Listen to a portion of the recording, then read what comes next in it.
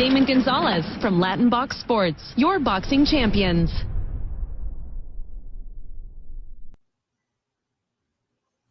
Hey guys, good evening. Damon Gonzalez from Latin Box Sports. We're glad to be back tonight. This is a late night edition of the Slip Punches show. We're bringing you a special show. We want to bring a fighter on, a super welterweight champion. We're honored this evening to have him come on the show. Without further ado, guys, let's welcome Tszyu to the show. He's an awesome fighter down under in Australia. And we take this time in this moment to bring the champion on the line with us. Tszyu, how you doing, champ? Yeah, thanks for having me, man. Thank you, champ. Welcome to the Slip Punches show. We appreciate you taking your time out of your training camp to join us on the show. For starters, how's everybody doing with all this COVID-19 craziness going on in the world? How you guys doing down there? Look, it's funny. I think we're doing all right here in Australia. At first, when it all started, it was, I think, a bit chaotic. But I think in Australia, we've adapted to it. We're not getting many cases. We're continuing big sporting events. So we're not doing too bad in this part of the world. I'll tell you what, listen, man, I was so excited to get you on the show. I'm a true big fan of yours. And of course, I've sat ringside in your father's fights. I'm a big fan of your father's, and we want to wish him a happy birthday. How was your dad's birthday? Oh no, it was my grandfather. Oh, it was your grandfather. Okay. Yeah. My grandfather, he looks young, doesn't he? Tim, let me tell you something. You have a great story. You know, you started boxing at a very young age, and you're still young. You're in your late 20s, and you know, coming into the sport, you played soccer as a kid. You did some other things, and always an athletic young kid. Walk us real quick through that story and how you became a fighter in the amateurs, competing in the level you were competing, because you've always been competitive. Yeah, well, growing up with a dad like such as my dad, he was always a real tough man. So for myself, whatever I did, I was very competitive in anything. Give me a basketball, give me a soccer ball. All I wanted to do was to come first. I started boxing from a very young age. Still, you know, growing up with a dad doing boxing, I was always in the gym, always watching him train, doing all the stuff.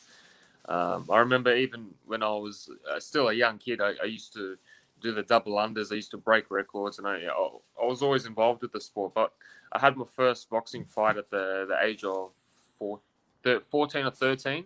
Mm-hmm. And I fought in the amateurs for a few years.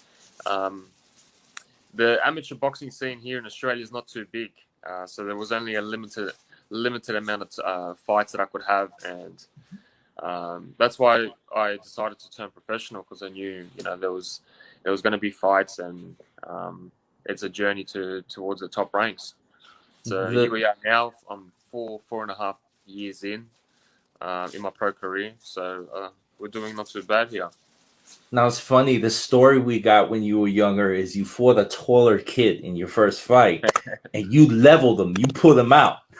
Yeah, first round. I think my first eight amateur fights were all by TKO. So I did all right. Which again, you know, listen, we applaud your team. We applaud your management, your promotions. Everybody revolved around you has really sent, I believe, a very, very strong message in the sport of boxing that you're here to stay and you're coming. Talk about that, because again, you walked through Jeff Horn, you walked through Morgan your last fight. You had 2 fights in 2020. You possess some really great power as a young man. You know, how humbling is it right now to be in the position you're in? Oh, look, I'm the youngest in the division who's in that top 10. You know, I'm raw and I'm ready to go.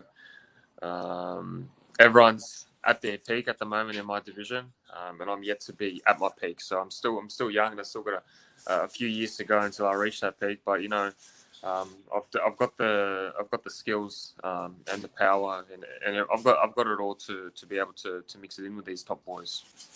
That's awesome. And of course, you've won some straps already. You've won WBCs, WBO belts, Continental belts, the WBC Continentals. You won different belts and had these different opportunities. Here's a video that I put on the show, and it's your dad. He's hitting you with the medicine ball, and again, all part of your regimen, part of your training, going through everything that you go through. How awesome is it to have your team so close to each other in this journey? Oh, look, the fact that everyone on my team has already done it before, it's a big advantage over everyone. First-hand experiences through Dad's career, and it was a crazy, wild ride for everyone. So I think everyone's glad to be on it for the second time now. Tim, he's smoking you pretty hard with that medicine ball. How did that feel? Yeah. He's a mean dad. It's not too nice. But overall, it must be great. Now, of course, you had the press day for your up-and-coming fight the end of March, and we're super excited about this fight because, again, you're coming for the victory. There's no question about it. Looking over at your opponent that day in the press conference, I mean, were there any words exchanges? Did you have anything to say to him personally? Look, I don't like to talk too much before the fight. I like to just get in there and do my job. But I'm coming in there to stop him. I'm not here for the 12 rounds. I'm not here for the decision. I wanna take him out, and that's my only objective right now.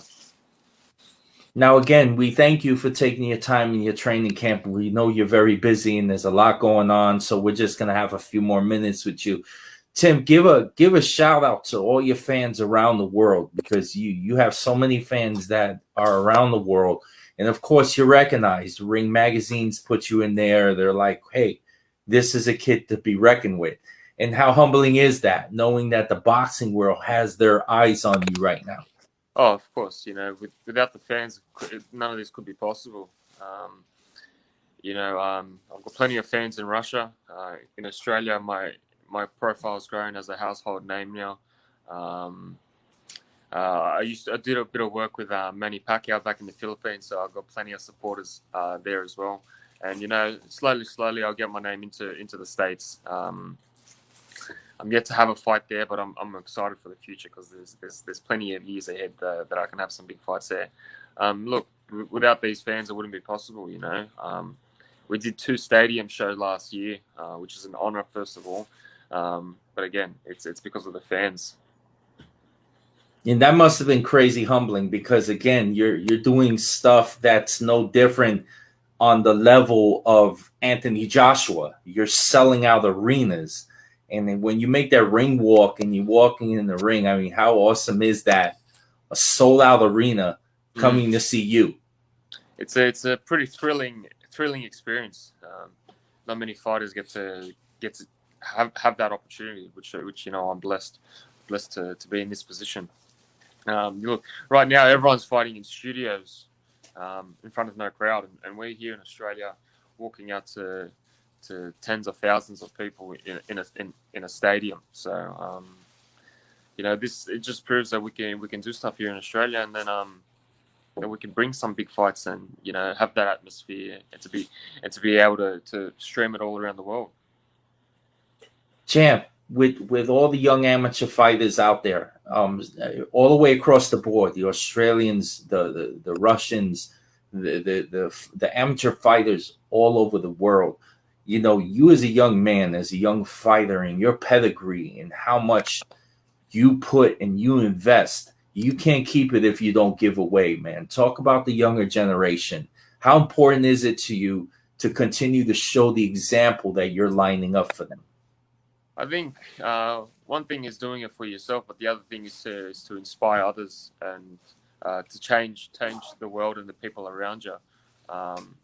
Very satisfying, and to all the boys that are up in the amateurs, just keep working hard, and if I can be an inspiration, if anyone else can be an inspiration, it's only better for the world that we are in now.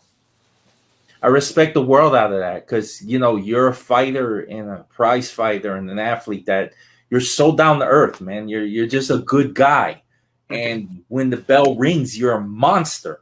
You just want to tear somebody's head off. The light bulb goes on. So how does that transition happen from being, it's crazy, right? From being so humble, but when the bell rings, it's just, what is it about you? Yeah, I think that when that bell rings. Yeah, I've got this animal instinct in me. That as soon as I get into that fight zone, that's it. Like everything else disappears, and it's just me and my opponent. I just want to take him out. So nothing personal, but at the end of the day, they're standing in my way of everything that I've ever worked for. Champ, any thoughts at all of coming to the U.S. and fighting in the United States? Oh, 100%, 100%. It's always been a dream of mine. Until this COVID situation's all fixed. Until then, but look, I'm 26 years old. I've got plenty of time. There's plenty of years ahead of me. So there are some big fights to be made. So you know, everything takes time. Definitely. And we on the Slip Punches show, we don't bring you on and start, oh, call out this person, call out that person. That's not what this is about, man. We're all about hearing your story because that's what's inspiring. You know, your story is very inspiring, and we thank you so much for taking your time to just chat up with, you know, chop it up with all the fans, because again, this is so important to the sport that we all love the most. How can the fans follow you on the social medias, the Instagram, the Twitters, and your accounts? Yeah, well, I'm all on social media. Tszyu, Facebook, Instagram, Twitter. I'm all on that. Keep up to date with all my stuff. We got big plans. We've got big fights ahead, and we're gonna put the world on notice soon. Thank you, Tszyu. We appreciate you coming on the show. And again, you know, it's what, almost 3 o'clock in the afternoon down there Friday. Yeah. It's almost 11 p.m. Thursday night here in Florida. Oh, right. Well, you know, you guys need to get to sleep. Well, the whole state's bombed with snow, and we got the 80 degrees weather. So how unfortunate, huh? Oh, wow. Yeah. Listen, our respects. Thank you so much to Mr. Jennings for coordinating this interview, and we hope to have you come back on the show, champ. Definitely will. Thanks for that. Thank you. Take care of yourself and keep on punching. And we look forward to March 31st, your fight. Yeah, thanks, mate. Have a good Thank you, mate. Take care, and we'll see you soon. See you later. Bye-bye. Thank you, everybody. That was a great interview with Tszyu, up-and-coming champion. Listen, the kid is the real deal. You know, he's a great young man. He's a great fighter. He's just the full package, and we're excited the way he's coming up in the sport, and we love what he's doing. And, you know, everybody follow him and reach out to him and give him support. And he's a good young man, like I said. And Damon Gonzalez from the Slip Punches Show, we thank you for this late evening show. We'll be back sometime later in the week. Got some boxing this weekend, a lot of stuff going on. Congratulations. Yesterday was a great war on Showtime. Again, guys, thank you so much, and we'll be seeing you very soon. Thank you.